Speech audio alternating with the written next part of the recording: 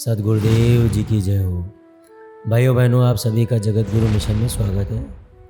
और आज ये दास कुछ तथाकथित जो कबीरपंथी कहलाते हैं उनकी फरमाइश पर 11वें द्वार के विषय में बताने जा रहा है। हालांकि वे कहलाते तो कबीरपंथी हैं, लेकिन कबीर साहब को ही झूठा ठहराने के लिए एड़ी से चोटी तक की जोड़ लगाए हुए हैं।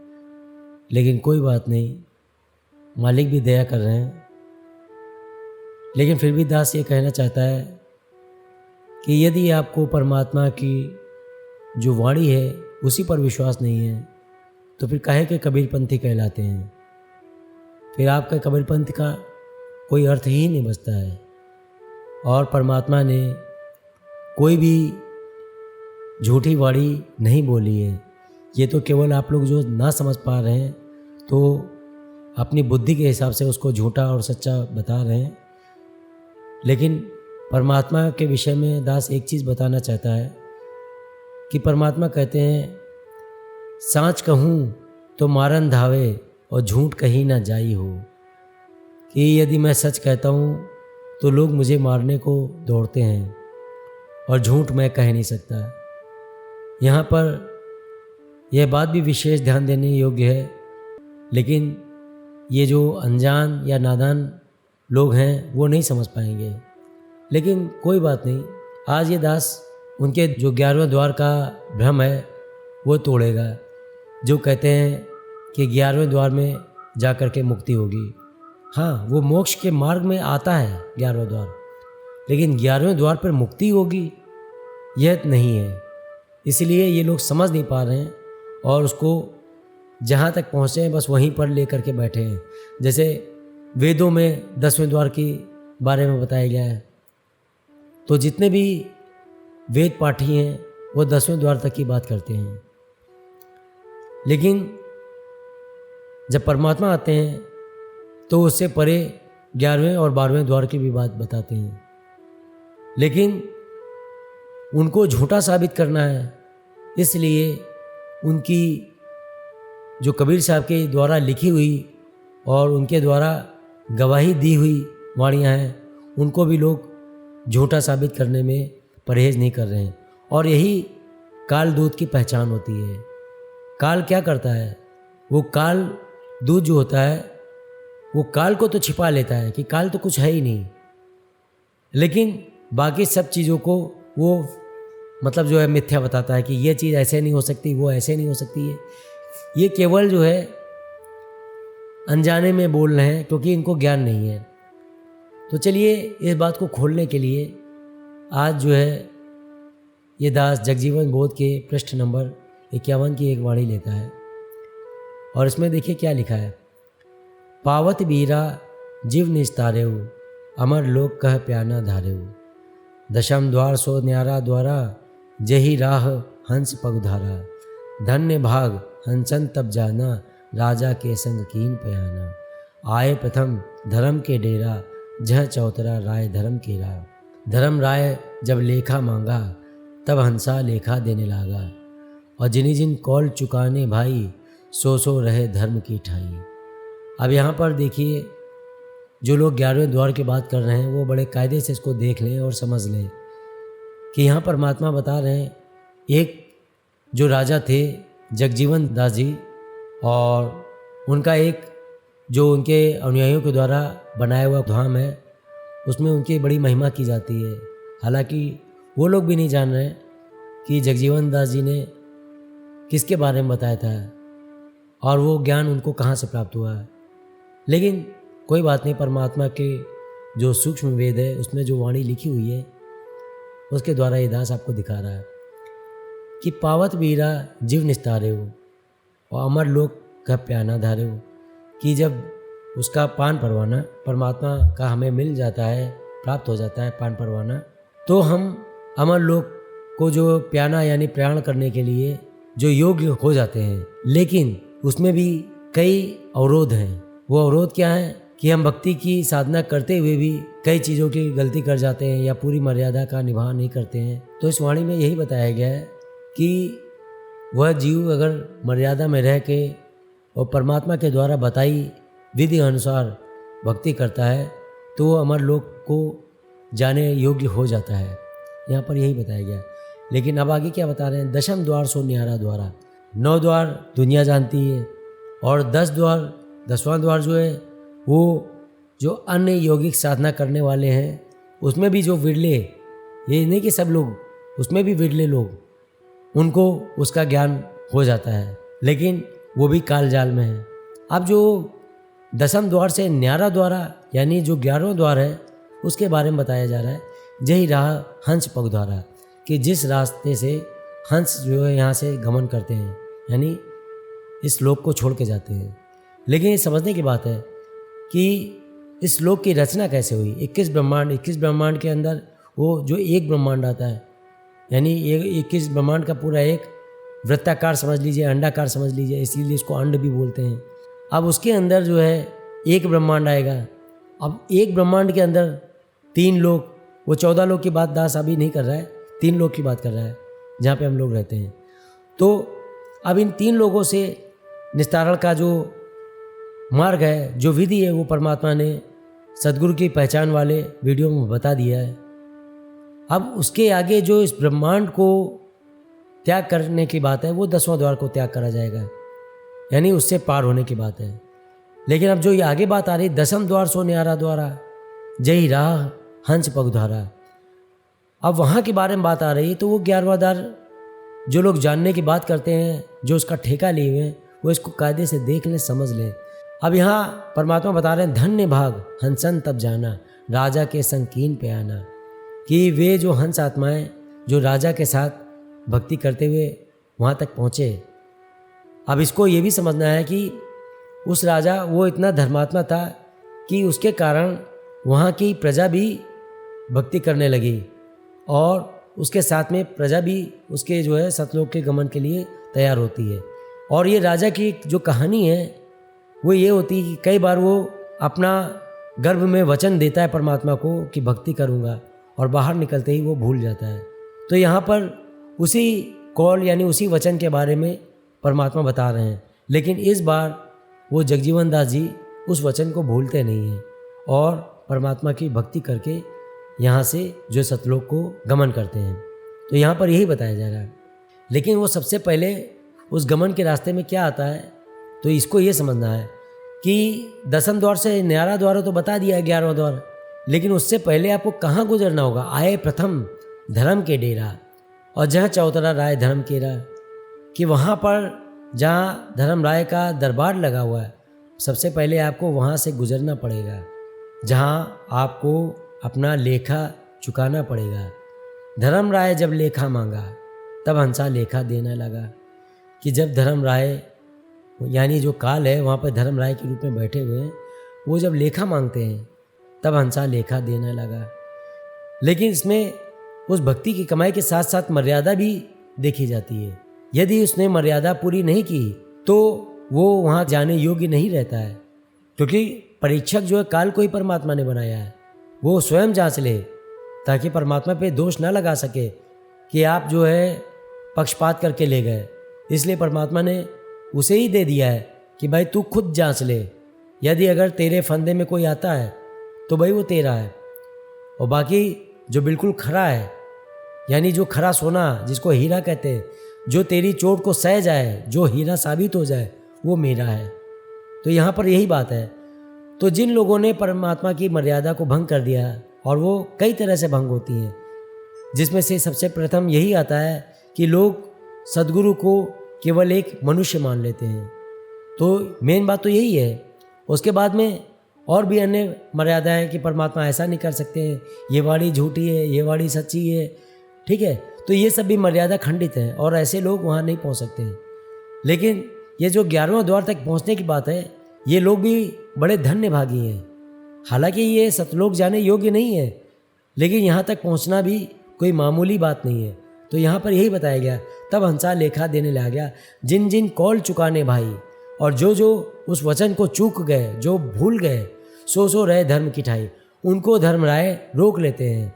और वो जो हंस आत्माएं जो हंस जा रही हैं वहाँ पे, और जिनको रोका गया, जो रोकने वाली आत्माएं हैं, उनकी संख्या 200 बताई गई। जो रोकने वाली हंस आत्माएं वहाँ पे हैं उनको जो है 200 की गिनती में बताया गया है। और आगे जो बता रहे हैं, जो बताते हैं 4752, तो जो 200 हैं, बाकी आगे की जो हंस आत्माएं जाती हैं उनके बारे में बताया गया है। 200 माइनस कर दीजिए तो उतनी हंस आत्माएं वहाँ पे गमन करती हैं। लेकिन वो भी आगे जा कर के मानसरोवर एक बना है, वहाँ पर रोक ली जाती हैं। उसको चाहे एक विश्राम समझ लीजिए, जैसा भी जिसकी बुद्धि में आए, लेकिन यहाँ तक भी ये समझ लीजिए कि मोक्ष नहीं हुआ है। वो विस्तार से वाणी कभी और दास चर्चा करेगा, लेकिन अभी वो विषय नहीं है। अभी केवल दास ये खोलना चाहता है कि जो लोग 11वें द्वार के विषय में धोखा खाए बैठे हैं, वो 11वां द्वार देख लें पहले, कि वहाँ जाने से पहले आपको क्या क्या गुजरना पड़ेगा। और साथ में दास जो है एक अन्य पंथ के जो अनुयायी हैं, जिनकी कमेंट्स की जो इमेज है उसको भी डाल रहा है दास, ताकि लोग इसको समझ लें। आगे और बात बता रहा है जिससे लोगों को और स्पष्ट हो जाएगा। और ये बात है जगजीवन बोध पृष्ठ नंबर 42 की, क्योंकि इसको समझे बिना आगे की बात नहीं समझ में आएगी। किया कौल टाली जो देई, किया कौल यानी जो वचन गर्भ में भरा है, टाल जो देई परमात्मा बता रहे हैं, बहु दुख संकट माथे लई, कि वो ना जाने कितने संकटों को अपने सर पर ले लेता है, यानी अपनी किस्मत में लिखवा लेता है। होए दुखी दुख देह समावे, और वो दुखी होता है और उसकी जो देह होती है, यानी वो नाना प्रकार की दुख देने वाली योनियों में जन्म लेता है, ताकि देह रोग हुए आवे। तो ये 84 लाख योनियाँ ये रोग ही है यहाँ पर। गुरु को दोष देहु जन कोई। अब जो लोग गुरु को दोष देते हैं, क्या देते हैं कि गुरु ऐसा नहीं होता, गुरु ऐसा नहीं कर सकता, और गुरु ने ऐसा नहीं कहा, ये वाणी उनकी झूठी है, ये वाणी मतलब जो है सही है, ये पवित्र ज्ञान है, और ये मतलब उसको झूठा ज्ञान बताते हैं, ये मूल ज्ञान है, ये सच्चा ज्ञान है। वो जानते ही नहीं है। अरे पवित्र ज्ञान वो है जिसको परमात्मा ने प्रकट करके बताने को कहा है, झूठा ज्ञान नहीं है। और मूल ज्ञान वो शब्द हैं जिसको छिपाने को कहा है, क्योंकि वो उस समय प्रकट करने का समय ही नहीं था। आगे देखिए, आज्ञा मेटे सजाते ही होई, और जो परमात्मा की आज्ञा को मेटता है वो वास्तव में 84 लाख योनियों में डाला जाएगा, और ये सज़ा भोगने के लिए उसको तैयार रहना होगा। सो जीव कदी ना उतरे पारा। अब यहाँ देखिए, परमात्मा ने बता दिया कि वो कभी पार नहीं उतर सकता। करण द्वेष जो गुरु से धारा, कि जो गुरु से द्वेष रखते हैं वो क्या पार उतरने की सोच भी सकते हैं? नहीं भाई, कभी नहीं। कर्म सद्गुरु दया कटावे, कि जो हमें कर्म लगे हुए हैं वो सद्गुरु की दया से ही कटेंगे। और ये जो पंथी हैं ये कहते हैं कि भाई गुरु आपको पार नहीं करेगा। अरे गुरु नहीं करेगा तो कौन पार करेगा? जो आप जो है शब्द की बात करते हो, वो शब्द दिया किसने आपको? बातें बनाते हो, शब्द आपको कहाँ से प्राप्त हुआ? यह आप बताएंगे वो क्या है? यानी आप ये बता दीजिए कि प्रकाश बड़ा या सूर्य, इतना आप बता दीजिए, फिर आपके ज्ञान को दास समझ लेगा। आप केवल इतना बता दीजिए कि प्रकाश बड़ा या सूर्य, आपकी सारी पोल यहीं पे खुल जाएगी। और आगे देखते हैं कि जो परमात्मा उसी बात को बता रहे हैं, कर्म सद्गुरु दया कटावे, कि वो जो कर्म हमारे ऊपर लगे हुए हैं वो सद्गुरु की दया से ही कटेंगे। और साहेब ध्यान सो फल यह पावे, कि उस परमात्मा का जो ध्यान, जो सुमरन है, उससे ये फल प्राप्त होगा। गुरु छोड़ी जो कर्म करावे, और गुरु को छुड़वा करके जो कर्म कराता है उन मन में जो लीन रहा हुआ, और जो अन्य स्थिति में जो है लीन रहता है, सो नहीं पावे वस्तु अपारा। यानी जो गुरु के बताए मार्ग को छोड़ करके अन्य चीज़ों को ग्रहण करता है, वो कभी भी उस शब्द को प्राप्त नहीं कर सकता है। यहाँ पर यही बताया जा रहा है, सो नहीं पावे वस्तु अपारा, मन में देखो करो विचारा। अब इस चीज़ को परमात्मा बता रहे हैं, और यही दास भी कह रहा है कि अपने मन में देख लो, विचार कर लो, क्योंकि यहाँ तो अड़ंगेबाजी फैला सकते हो, लोगों को भ्रमित भी कर सकते हो, लेकिन वहाँ पर ये तुम्हारे दांव पेच नहीं चलेंगे। वहाँ पर जो यम जो है दही तोड़ेंगे और तब सारा जो है न्यारा न्यारा हो जाएगा। और आगे हाईलाइटेड पार्ट ही देखते हैं इस पृष्ठ का। सब कर्म कठिन सहज कर जानूं, कि वैसे तो मोक्ष मार्ग बहुत कठिन लगता है, लेकिन इतना कठिन भी नहीं है।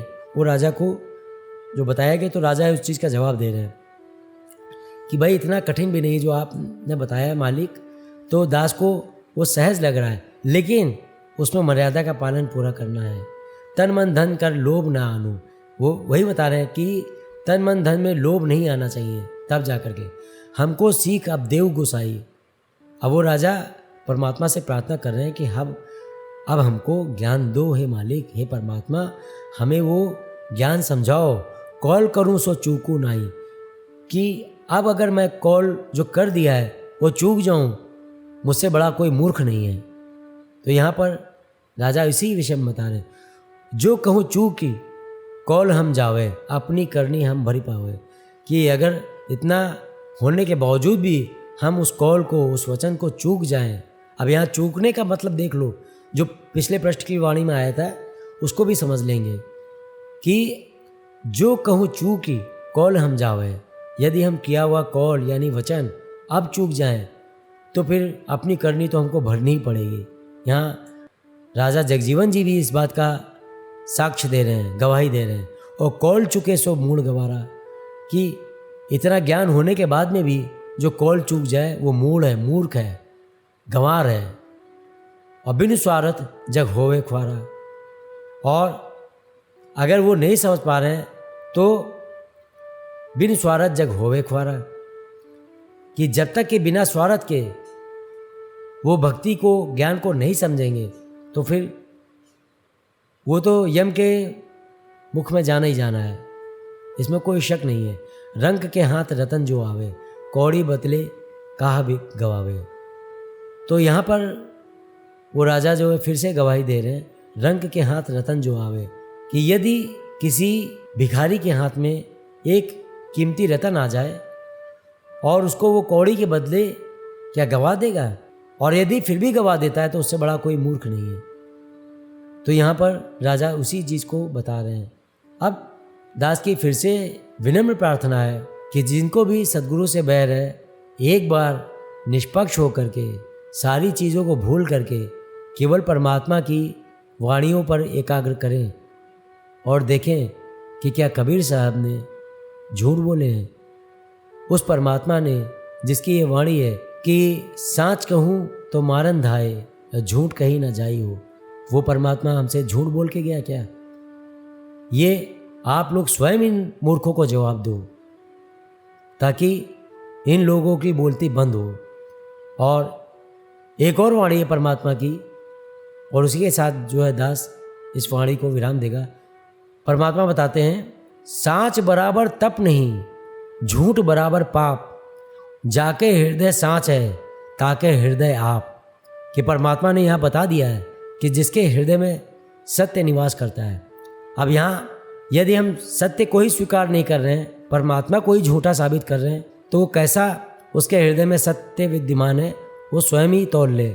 और फिर से दास विनम्र प्रार्थना करता है कि यदि आप भ्रमित हो तो पहले स्वयं ही इन चीज़ों को गहराई से खंगालो और दूसरे को भ्रमित करना बंद कर दो।